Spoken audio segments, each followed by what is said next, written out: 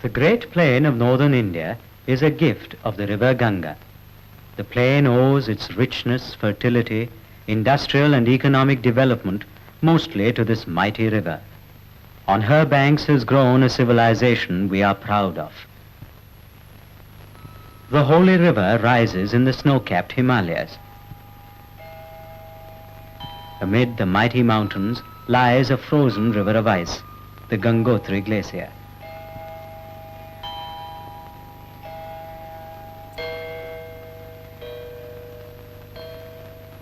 At the glacier's end is a little cave called the Gomukh or Cow's Mouth.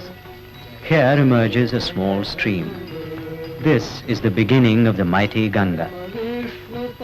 On her way down the mountains, she leaps over a granite cliff, her waters casting a shimmering veil over the stern face of the rock.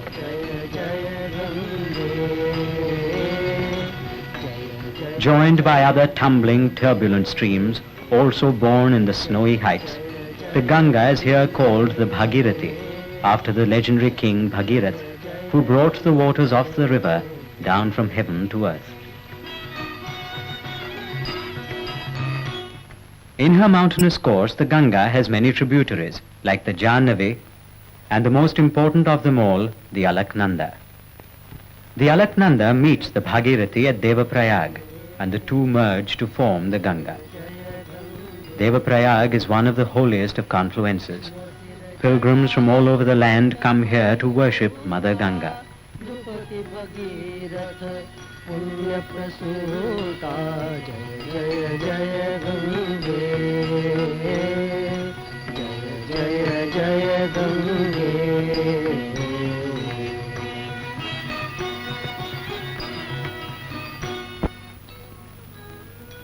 The cool, refreshing waters of the Ganga are reputed to have prophylactic qualities. Winding through the low foothills of Garhwal, the Ganga brings water to the paddy fields of the Garhwali farmer who lives along her banks.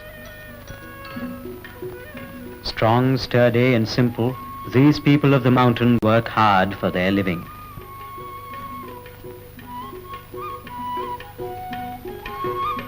Rice, their staple food, is grown in abundance in the terraced fields on the banks of the river. The sure-footed mountain goat is the farmer's friend. It supplies milk, hair, and is a sturdy pack animal useful on the steep mountain slopes. Ganga is sacred to millions of our people who come from far and near to pay homage to her. No path is too stony, no journey too difficult for the devout.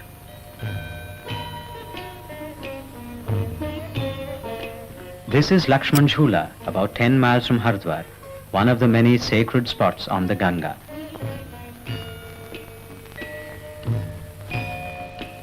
Casting one last, lingering look, the river now prepares to leave her mountain home. Ganga enters the plains at the holy city of Hardwar, dropping in height from over 10,000 to 1,000 feet. Many pilgrims from all over the country come here to bathe in the sacred waters of the river and to prepare for their pilgrimage to the holy Himalayas, to the mountain shrines of Badrinath and Kedarnath.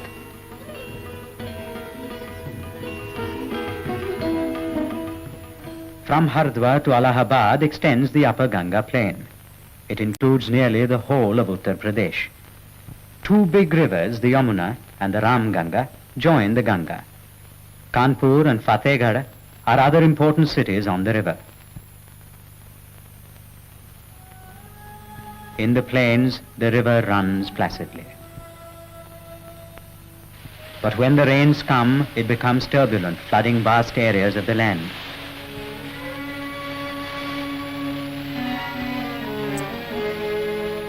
When the flood waters withdraw, they leave behind a thick deposit of rich silt, which has built the plains through the ages.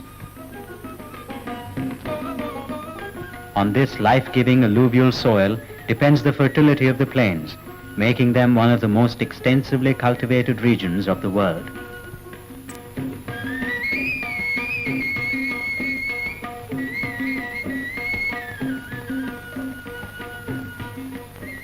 The Ganga has for centuries also provided precious water for these plains.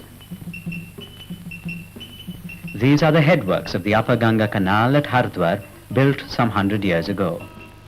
From here, the waters of the river are carried to irrigate the dry regions of the plains. Low down at Narora in Bulandshahr district, the river is tapped once again, both for irrigation and electricity. Electricity to light the villages, drive the industries, and work the tube wells of the district, bringing new life to the land and crops. Wheat is the main crop of the Upper Ganga plain and is grown in large quantities. It is a rabi or a spring crop and ripens in March. Gram is also grown here. Other food crops are jawar, bajra, and to some extent pulses. Sugarcane is a cash crop of major importance. Life in the villages depends on the crops and their cultivation, which in turn depends on the cycle of the monsoon.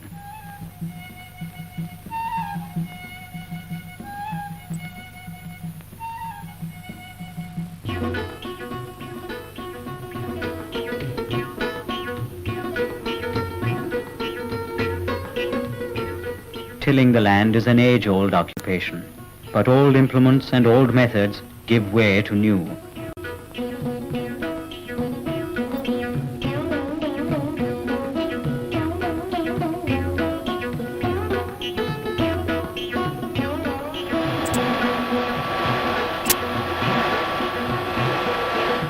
Symbols of change dot the landscape. This is a grain silo and elevator at Hapur in Uttar Pradesh. It is equipped with the most modern mechanism for preserving food grains and can store 10,000 tons of grains.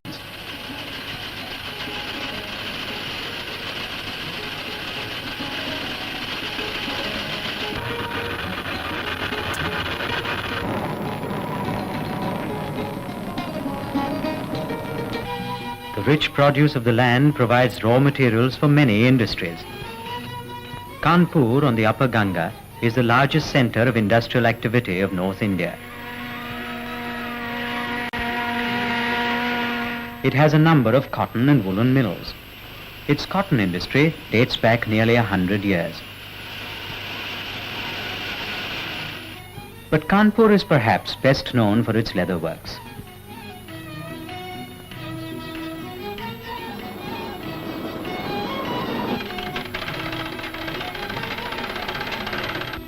These leather goods have gained wide fame and are in demand in several countries. There are sugar factories too. The Ganga plain not only makes our country self-sufficient in sugar, but also provides a surplus for export. At Allahabad, the Ganga is joined by the Yamuna. This holy confluence is called the Triveni Sangam, the meeting of three rivers, Ganga, Yamuna, and the mythical Saraswati. Guarding the confluence stands the massive fortress. Triveni Sangam is the holy of holies. Pilgrims from all over the country come here to pay their homage to Mother Ganga. Every 12 years at the time of the Kumbh Mela, millions of people gather here. The Kumbh Mela is one of the most sacred of India's ancient festivals.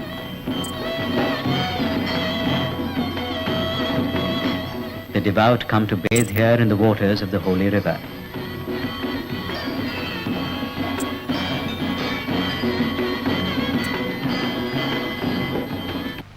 The Middle Ganga plain includes parts of Uttar Pradesh and Bihar. Here the river is joined by the Gomti, the Ghagra, the Gandak and the Kosi from the north and the Son from the south. The important cities are Mirzapur, Varanasi, Ghazipur, Balia, Patna, Munger and Bhagalpur.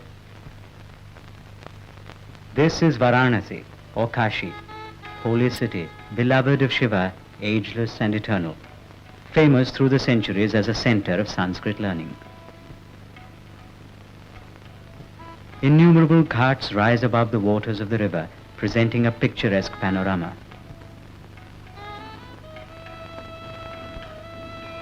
hundreds of temples crowd the riverfront.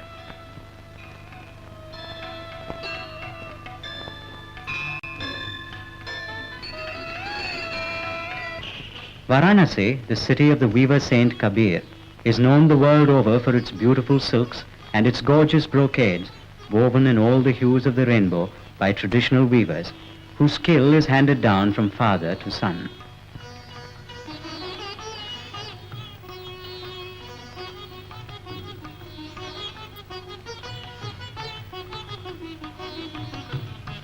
Equally well known is the ornamental brassware of Varanasi, which finds a ready market at home and abroad.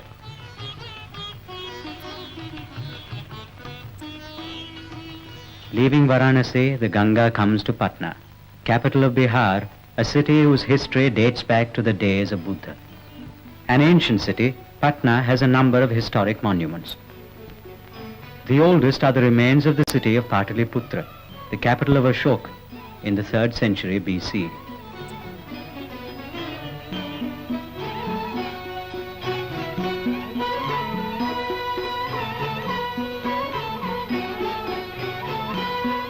As she flows on, the Ganga becomes wider. Also, it is deep enough to allow ferry steamers to ply on its surface. The Ganga is an important artery of trade. Till recently, boats were the only means of crossing the river in Bihar. Now at Mokame, 70 miles from Patna, a new railway bridge spans the river.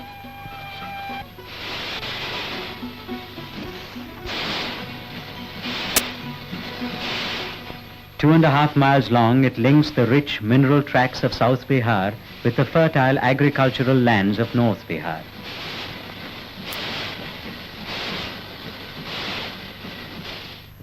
On entering West Bengal, the Ganga divides itself into many streams. One of these is the Hooghly, on which stands Calcutta. This lower Ganga plain roughly coincides with the delta region. In the middle and the lower Ganga plain, rice grows in abundance. Because of the heavy rainfall and the early monsoon, the farmer can grow 3 seasonal crops instead of the traditional 2.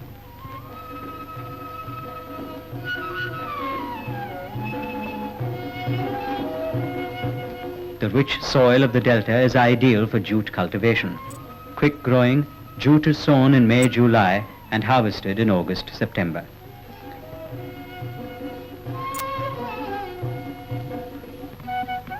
In these regions, fishing is a major occupation and fish an important part of the daily diet.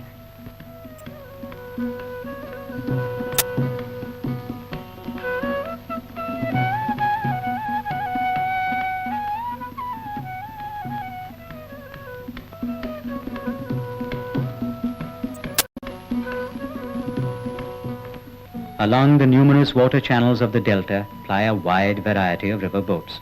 They carry the produce of the land from faraway places to the market at the river's bend.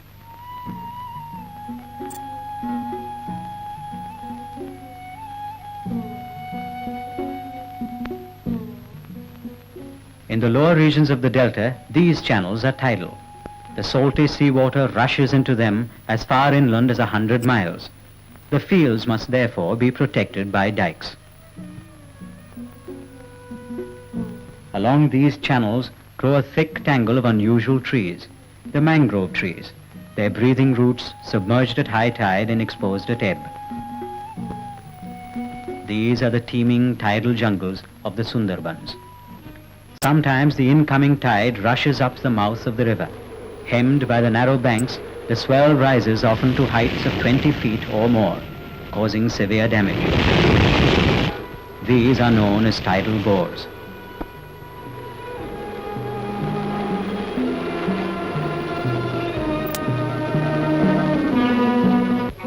Nearing the journey's end, the Ganga reaches Calcutta, the largest city in India, a giant port and center of shipping, a meeting place of trade and commerce. On the waters of the river swarm a vast variety of river crafts, from the large ocean-going liners to the humble dinghy. River boats of every shape, size, and speed.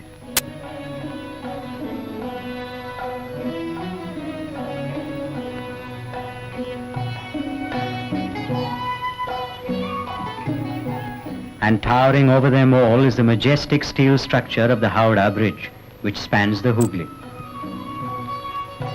One of the biggest of its kind, the Howrah Bridge is a marvel of modern engineering.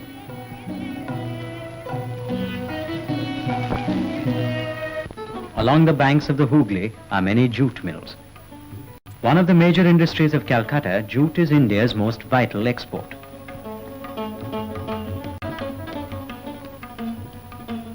Calcutta has other industries too, like iron and steel and engineering, shipbuilding and many more.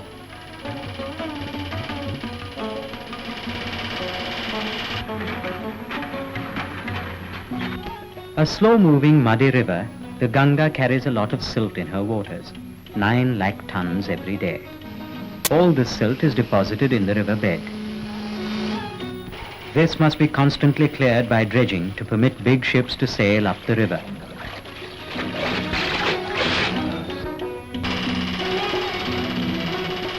If this was not done, Calcutta would cease to be a port. And a busy port it is, catering to the needs of a vast hinterland, constantly loading and unloading a large quantity of goods.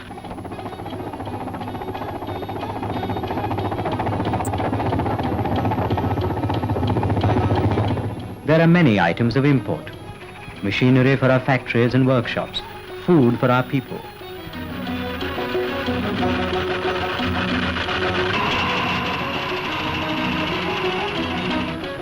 We export a number of things too: jute and hemp from the fields of West Bengal and Bihar, tea from the hills of Assam and Darjeeling, manganese from the mines of Bihar, and a host of other things, big and small. All these make their way through Calcutta to the 7 seas. This city of steel and smoke, where the Ganga approaches the sea, is in complete contrast to the wilderness of snow and ice where the Ganga was born. Further down the delta is a region of snaky streams, shifting sands, and silent isles as the Ganga divides and joins and divides again into a crisscross network of waterways.